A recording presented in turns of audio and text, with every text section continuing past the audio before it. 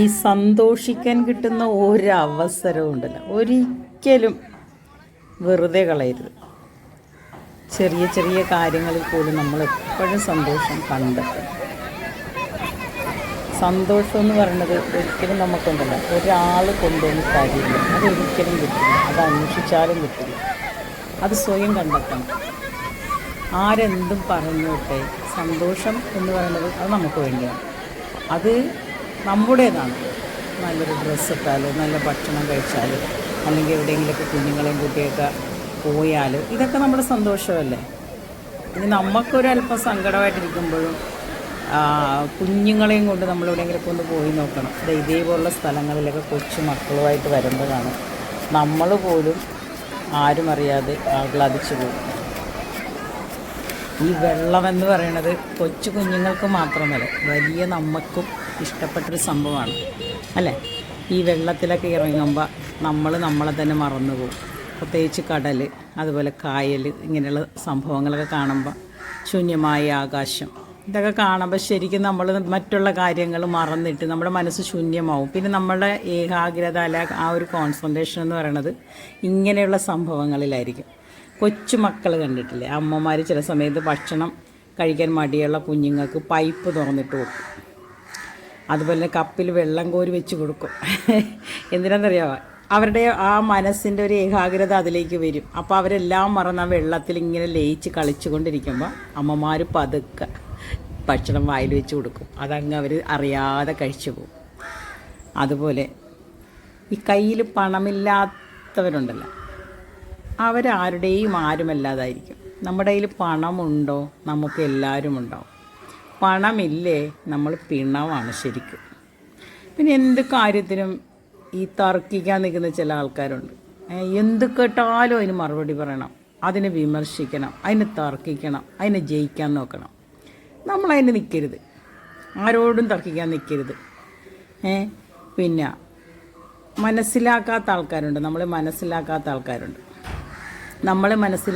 ആൾക്കാരുടെ മുന്നിൽ നമ്മൾ അവരെ എത്ര പറഞ്ഞ് മനസ്സിലാക്കി കൊടുക്കാൻ ശ്രമിച്ചാലും അത് വെറും പാഴ്വേലയായിരിക്കും. അവർക്ക് മനസ്സിലാവില്ല, നമ്മളെ മനസ്സിലാവില്ല. അപ്പോൾ അങ്ങനെയുള്ളവരുടെ മുമ്പിലേ മിണ്ടാതെ അങ്ങ് നിന്നേക്കുക. അതല്ലേ അതിൻ്റെ ശരിയെന്ന് പറയണത്. തൊട്ടതിനും പിടിച്ചതിനുമൊക്കെ ദേഷ്യപ്പെടുന്ന ആൾക്കാരുണ്ട്. ഈ തൊട്ടതിനും പിടിച്ചതിനുമൊക്കെ ദേഷ്യപ്പെടുന്ന സമയത്തെ നമ്മൾ ആ ദേഷ്യം അങ്ങോട്ട് മാറ്റി വയ്ക്കുക. നമ്മുടെ ദേഷ്യം അല്ലെങ്കിൽ നമ്മളുടെ കോപം, വഴക്കൊക്കെ മറ്റുള്ളവർക്ക് അരോചകവും വെറുപ്പും ഒക്കെ അകൽച്ചയൊക്കെ നേരിടും. ആ സമയത്ത് ആരോടെങ്കിലുമൊക്കെ എന്തെങ്കിലുമൊക്കെ ദേഷ്യമോ നമുക്ക് വൈരാഗ്യമൊക്കെ ഉണ്ടെങ്കിൽ ആ സമയത്ത് മൗനമായിട്ട് എവിടെയെങ്കിലും പോയിരുന്ന് ഒന്ന് മെഡിറ്റേഷൻ ചെയ്യുക, പ്രാർത്ഥിക്കുക. ചിലപ്പോൾ അതുകൊണ്ട് എന്തെങ്കിലും ഗുണം നമുക്ക് കിട്ടിയാലോ. നമുക്ക് മറ്റുള്ളവരോട് അസൂയയും കുശുമ്പും, അല്ലെങ്കിൽ അത് വരാത്ത മനുഷ്യരൊന്നുമില്ല, എല്ലാ മനുഷ്യർക്കും ഉണ്ടാവും അസൂയ. അസൂയയില്ലാത്ത മനുഷ്യർ കുറവാണ്. അത് പല വിധത്തിൽ വരും. അത് ചില കാര്യങ്ങൾ കൊണ്ടും കാരണങ്ങൾ കൊണ്ടും നമുക്ക് സംഭവിക്കുന്ന ഒരു കാര്യമാണ്. അത് നമ്മുടെ കുറ്റമല്ല, അത് മനുഷ്യവാസനയാണ്, മനുഷ്യജന്മത്തിൽ നമുക്ക് കിട്ടുന്ന ഒന്നാണത്. അപ്പോൾ ആ സമയത്ത് അതുകൊണ്ട് പ്രയോജനമില്ലെങ്കിൽ പിന്നെ അതിനു വേണ്ടി നമ്മൾ ശ്രമിക്കാതിരിക്കുകയല്ലേ നല്ലത്. പോയിരുന്ന് പ്രാർത്ഥിക്കുക. പ്രാർത്ഥന കൊണ്ടൊന്നുമില്ലെങ്കിൽ മനുഷ്യൻ്റെ മനസ്സിനും ശരീരത്തിനെങ്കിലും ഒരു ഉന്മേഷം കിട്ടുമല്ലോ. പിന്നെ നഷ്ടങ്ങളില്ലാത്ത മനുഷ്യനില്ല.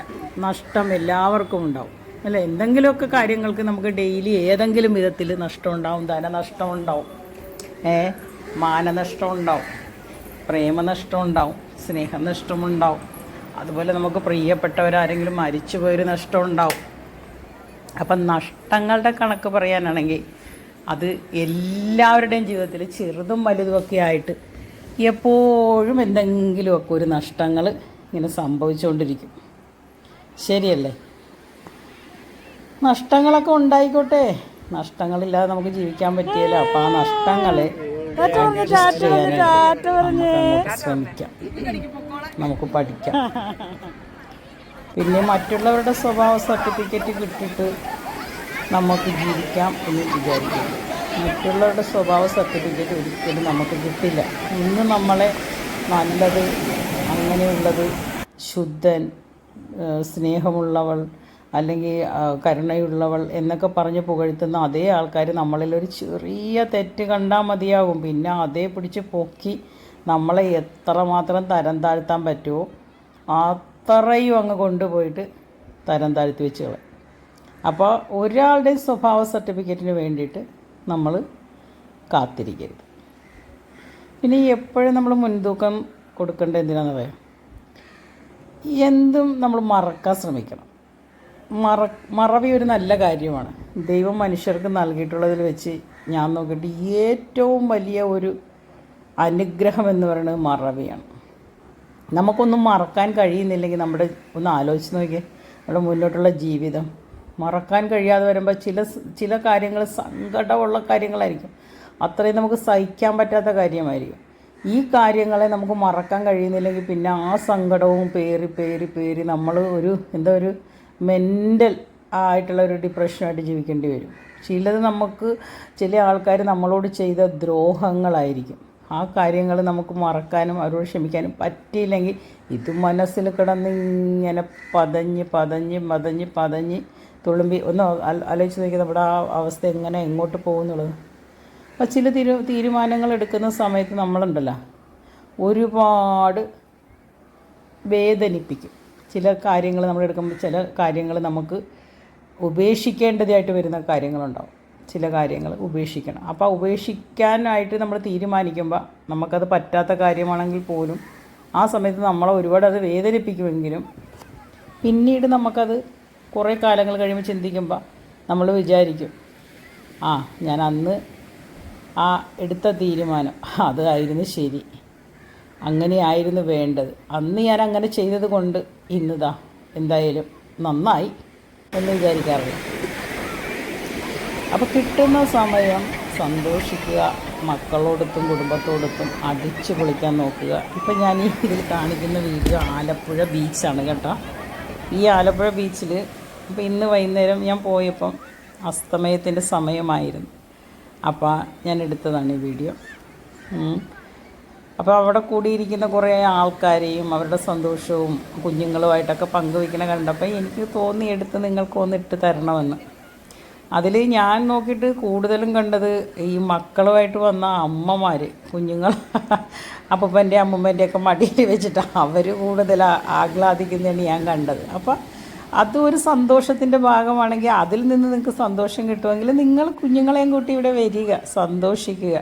പിന്നെ കുഞ്ഞുങ്ങളെ കൊണ്ടുവരുമ്പോൾ എപ്പോഴും ശ്രദ്ധിക്കണം. കാരണം പല കുഞ്ഞുങ്ങളും നമ്മൾ വിചാരിക്കുന്ന പോലെ ആയിരിക്കില്ല, അവരുടെ മൈൻഡ് വേറെ ഇരിക്കും. അവർ നമ്മളെ പിടിച്ചാലൊന്നും കിട്ടത്തില്ല.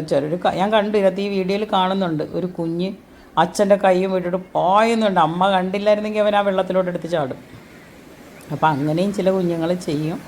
കുഞ്ഞുങ്ങളെ എപ്പോഴും ശ്രദ്ധിക്കുക. എവിടെ പോയാലും നമ്മൾ എന്തിനും മറന്ന് നിൽക്കരുത്. കുഞ്ഞുങ്ങളെയും കൊണ്ട് പോകുന്നവർ കുഞ്ഞുങ്ങളെ അത്രമേൽ ശ്രദ്ധിക്കുക. പിന്നെ കുഞ്ഞുങ്ങൾക്ക് ഏറ്റവും കൂടുതൽ സന്തോഷവും ആഹ്ലാദവും ഒക്കെ മനസ്സിന് അവർക്കൊരു ആരോഗ്യമൊക്കെ നൽകുന്നതാണ് ഇങ്ങനത്തെ കാഴ്ചകൾ, കടൽ സന്ദർശിക്കുക എന്നുള്ളതൊക്കെ. അപ്പോൾ പിന്നെ കൂടാതെ ഒരു ബോട്ട് സവാരിയൊക്കെ നല്ലതാണ്. അതിപ്പോൾ ബോട്ടിലൊക്കെ കയറണമെങ്കിൽ സാമ്പത്തികം വേണം നമുക്ക്, അതില്ലെങ്കിൽ പറ്റില്ല. പക്ഷേ ഇത് വേണ്ടല്ലോ, ഇത് സിമ്പിളാണ്. ഒരു ടിക്കറ്റ് പോലും വേണ്ട ഇങ്ങോട്ട് കിടക്കാൻ. ഇത് ആലപ്പുഴ ബീച്ചാണ്. ഇവിടെ വരാൻ ഇപ്പോൾ ആലപ്പുഴ ബീച്ചിൽ തന്നെ വരണമെന്നൊന്നുമില്ല, എല്ലാവരും താമസിക്കുന്നതിന് അടുത്തടുത്തൊക്കെ തന്നെ കടപ്പുറങ്ങളൊക്കെ ഉണ്ടാവും. പിന്നെ അവിടെയൊക്കെ ആൾക്കാർ കുറവായിരിക്കും. അങ്ങനെയുള്ള സ്ഥലങ്ങളിൽ പോകുമ്പോൾ ശ്രദ്ധിക്കണം.